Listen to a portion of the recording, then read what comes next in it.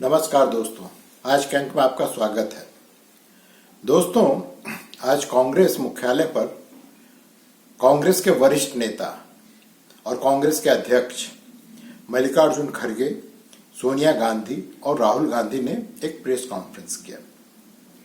Press को संबोधित करते हुए सबसे पहले खड़गे ने कहा कि देखो भाई, हमारी पार्टी का जो बैंक अकाउंट बीजेपी गवर्नमेंट ने, उनका इशारा प्रधानमंत्री की ओर था, उन्होंने उसको फ्रीज करवा दिया है और हम अब इस स्थिति में हैं कि हम ना तो चुनाव प्रचार कर सकते हैं, ना तो हम पोस्टर छपा सकते हैं और ना ही किसी भी तरह के एडवर्टाइजमेंट को जो है पेपर या जो इलेक्ट्रॉनिक्स माध्यम है उसके द्वारा जारी कर सकते हैं, क्योंकि हमारे पास पैसा नहीं है, हम बैंक से पैसा निकाल नहीं सकते हैं।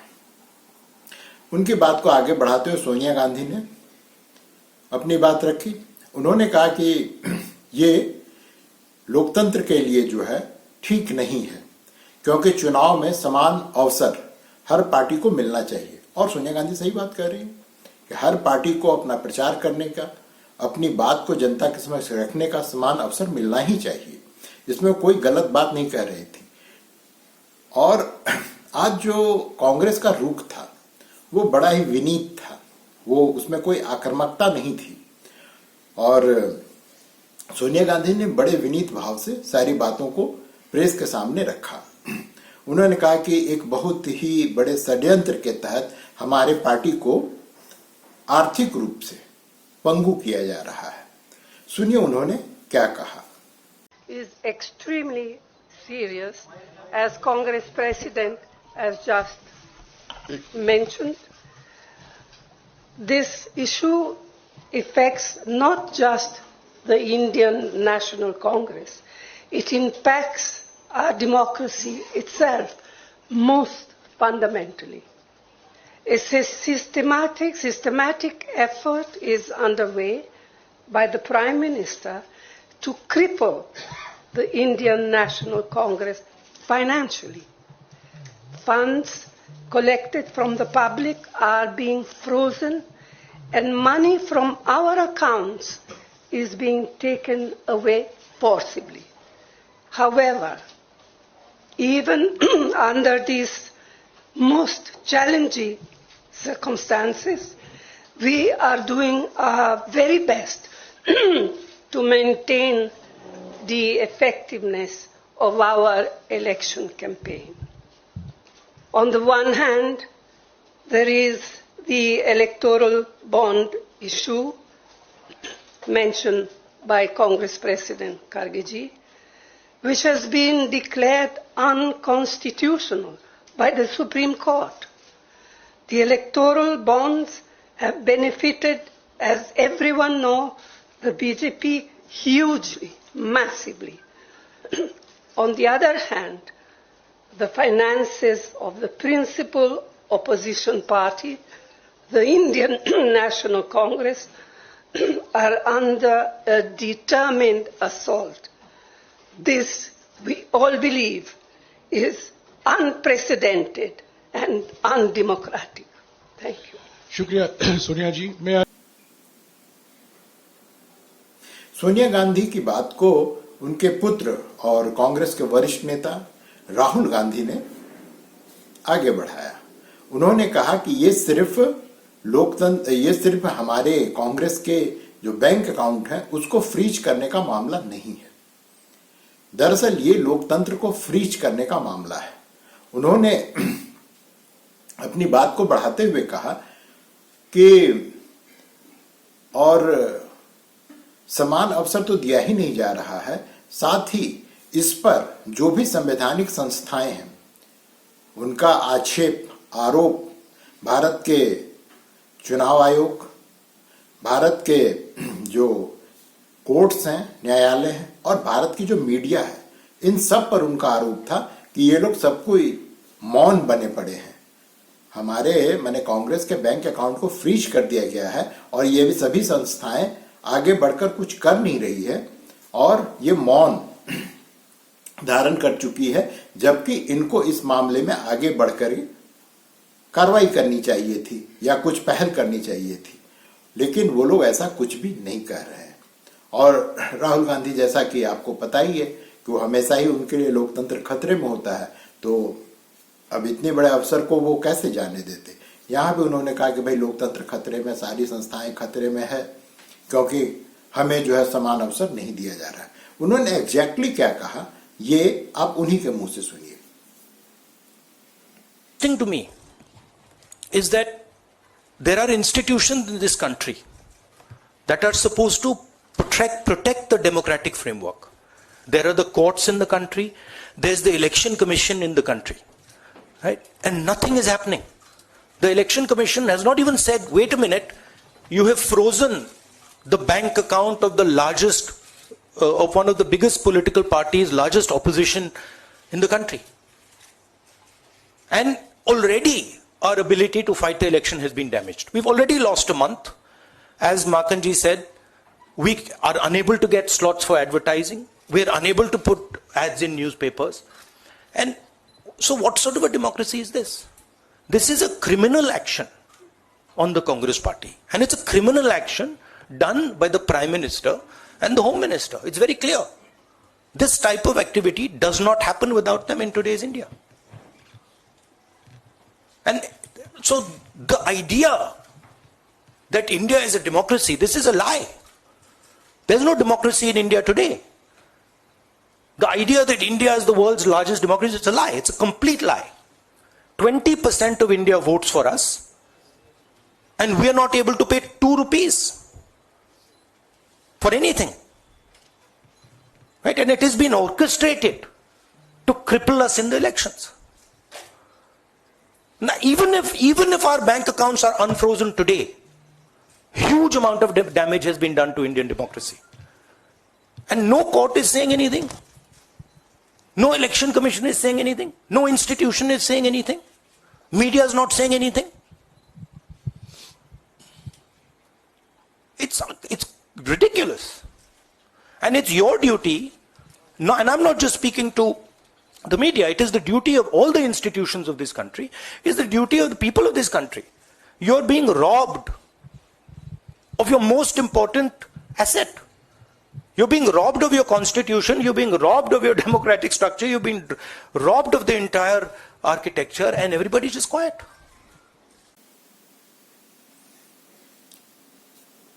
कांग्रेस के इस प्रेस कॉन्फ्रेंस में, चाहे वो मल्लिकार्जुन खड़गे हूं, सोनिया गांधी हूं या राहुल गांधी हूं, कोई भी झूठ नहीं बोल रहा है, लेकिन कोई सच भी नहीं बोल रहा है। सच क्यों नहीं बोल रहा है? आपको बड़ा अजीब लगेगा कि मैंने पहले लाइन में कहा कि कोई झूठ नहीं बोल रहा है, लेकिन कोई सत्य नहीं बोल रहा है, सब कोई अर्ध सत्य बोल रहा है। आइए जानते हैं कि ये पूरा मामला है क्या। ये पूरा मामला 1 महीना पहले प्रकाश में आई। एक दिन जो अजय माकन हैं, इनके जो ट्रेजरर हैं कांग्रेस के, वो प्रेस के सामने आए और उन्होंने कहा कि भाई हमारा जो है बैंक अकाउंट कल, मेरा बैंक अकाउंट कल जो है फ्रीज कर दिया गया है, और हम जो है अब इस स्थिति में आ गए हैं कि हम अपने कर्मचारी, अर्थात जो कांग्रेस कार्यालय में जो लोग काम करते हैं, उनको जो है हम उनका वेतन भी नहीं दे सकते हैं। हमारी इतनी आर्थिक स्थिति खराब हो गई है। बाद में जब खोज की गई तो पता चला कि कांग्रेस का बैंक अकाउंट कल फ्रीज नहीं किया गया था, जैसा अजय माकन उस समय कह रहे थे। उनका बैंक अकाउंट 7-8 दिन पहले फ्रीज कर दिया गया था। दरअसल इनको पता कल चला था, और इनको पता कब चला, जब ये चेक जो काट के अपने कर्मचारी या अन्य जो भी जिसको भी दे रहे थे, वो चेक बाउंस होना प्रारंभ हुआ। तब जो है कांग्रेस के लोग बैंक में गए, और जो बैंक के अधिकारी उन्होंने बताया कि भाई आपका बैंक अकाउंट फ्रीज कर दिया गया है। तब इन्होंने पूछा कि भाई बैंक अकाउंट क्यों फ्रीज किया गया है। दरअसल मामला दोस्तों ये 18-19 का है। 2018-19 में ये लोग अपना जो है, जो सालाना जो इनको जो अपना रिटर्न भरना पड़ता है, इनकम टैक्स रिटर्न भरना पड़ता है, वो ये समय पर नहीं भर पाए थे और इन पर पेनल्टी लगा दिया गया था। अब पेनल्टी लगा दिया गया था, ये पेनल्टी भी पे नहीं किए। इनको कई बार नोटिस दी गई कांग्रेस को, ये लोग चुपचाप सोए रहे, और अंततः जो बैंक को करना था, जो वो किसी भी व्यक्ति या किसी भी संस्था के साथ करती है, वही कांग्रेस के साथ किया गया। इनके बैंक अकाउंट को फ्रीज कर दिया गया। उसके बाद ये गए ट्रिब्यूनल में। ट्रिब्यूनल ने इन्हें थोड़ी राहत देते हुए 1 सप्ताह का समय दिया। 1 सप्ताह का समय भी बीत गया। उसके बाद में ये जो भी उसके ऊपर के जहां भी ये अपील कर सकते थे सब में अपील करते गए और सब जगह इनके याचिका को खारिज कर दिया गया। अंततः इनकी याचिका पहुंची हाई कोर्ट में। हाई कोर्ट में, दिल्ली हाई कोर्ट ने 13 मार्च को इनकी याचिका को खारिज कर दिया। अब इनकी स्थिति ये है दोस्तों कि आप या तो पेनल्टी भरी, या फिर अगर आप पेनल्टी नहीं भर पाते हैं तब भी आपका अकाउंट फ्रीज नहीं है, लेकिन आपके अकाउंट में आप अपने अकाउंट से वही पैसा निकाल सकते हैं जो 135 करोड़ जो इन पे पेनल्टी लगी उसके ऊपर अगर कोई अमाउंट है, अगर कोई रकम है, मान लीजिए आपके पास में 200 करोड़ है तो 135 करोड़ को छोड़ करके आप 65 करोड़ का इस्तेमाल कर सकते हैं। लेकिन अगर आपके अकाउंट में सिर्फ, अर्थात कांग्रेस अकाउंट में सिर्फ अगर 135 करोड़ है तो वो वहां से वो नहीं निकाल सकती है। और कांग्रेस का इनकम टैक्स के साथ में ये कोई पहला मामला नहीं है। ये पहली बार नहीं हुआ है कि कांग्रेस के अकाउंट को फ्रीज किया गया है। इससे पहले 1994-95 में जब इनके अध्यक्ष हुआ करते थे सीताराम केसरी। अब सीताराम केसरी का ये जलवा था साहब कि उनके बारे में कहा जाता था खाता न बही, जो केसरी कहे वही सही। अब उस समय में भी इन पर जो है पेनल्टी ठोका गया था। उस समय करीब 35 करोड़ का पेनल्टी ठोका गया था और वो इनको अंततः जमा करना पड़ा था। उस समय कांग्रेस की ही सरकार थी, उस समय नरसिम्हा राव की सरकार थी। उस समय नरसिम्हा राव देश के प्रधानमंत्री हुआ करते थे। उस समय भी इन पर जब पेनल्टी ठोकी गई थी तो इनको अंततः वो रकम चुकानी पड़ी थी और तभी इनका खाता जो है डिफ्रीज किया गया था। तो ये कोई पहला मामला नहीं है, लेकिन चूंकि आज कांग्रेस शासन में नहीं है तो ये मामला बड़ा हो जाता है। चूंकि ये अभी चुनाव का समय है इसलिए ये मामला बड़ा हो जाता है। चूंकि कांग्रेस की स्थिति अभी बहुत ही कमजोर है, वो एक मुख्य विपक्षी दल नाम का है, नहीं तो उसके पास में उसकी शक्ति और उसके पीछे जनमत इतना बड़ा खड़ा नहीं है कि वो कोई बड़ा आंदोलन कर सके इस मुद्दे को लेकर के। इसलिए वो विनीत भाव से आज प्रेस कॉन्फ्रेंस उन्होंने किया और उन्होंने कहा कि भाई हमारे खाते को आप जो है डिफ्रीज कर दीजिए या उस पर जो रोक लगी हुई है आप उसको हटा दीजिए। आज के तारीख में दोस्तों प्रधानमंत्री, वित्त मंत्री, आरबीआई का गवर्नर या कोई और भी शक्तिशाली व्यक्ति भारत का उस खाते को डिफ्रीज नहीं कर सकता है। ये डिफ्रीज दो ही स्थिति में होगी, या तो कांग्रेस जाकर के पेनल्टी चुका दे, जो कह रही है कि हमारे पास हमारी वो स्थिति नहीं है, जबकि जो अभी इलेक्ट्रल बॉन्ड का मामला सामने आया उसमें यह स्पष्ट है कि इनको विभिन्न कंपनियों ने करीब 1400 करोड़ से ऊपर का इनको जो है रकम इनको दिया गया है इलेक्ट्रल बॉन्ड के माध्यम से। तो पैसा तो इनके पास में है लेकिन मुद्दा बनाना है। तो जैसा मैंने कहा दोस्तों कि या तो ये रकम जाकर जमा करें तभी इनका अकाउंट जो है डिफ्रीज हो सकता है। और दूसरी स्थिति है, मैंने क्यों कहा कि कांग्रेस ने आधा सच बताया है, दूसरी स्थिति ये है कि ये लोग इस मामले को लेकर के सुप्रीम कोर्ट गए, वहां इन्होंने याचिका दायर की है जिसमें सुनवाई 1 अप्रैल को होनी है।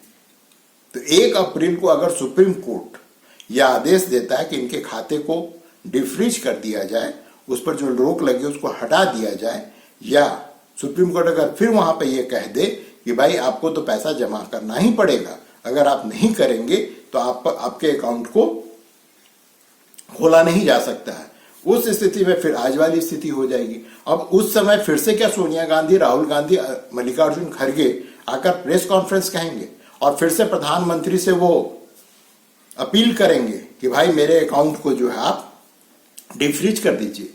तो ये दरअसल दोस्तों ये अभी चुनाव का समय है, मुद्दा बनाने का समय है और किसी भी मुद्दे पर पूरे देश में ये बताने की कोशिश की जा रही है कि देखो हम चुनाव कैसे लड़े, या चुनाव परिणाम बाद कहें कि हम चुनाव कैसे लड़ते, चुनाव हारने के बाद कि हम कैसे चुनाव लड़ते। इन लोगों ने तो हमें वित्तीय रूप से पंगु बना के रख दिया था। कौन पंगु बना के रखा था? प्रधानमंत्री मोदी ने, जबकि इसमें सरकार का कहीं कोई रोल नहीं है दोस्तों, इसमें कहीं भी सरकार का रोल नहीं है।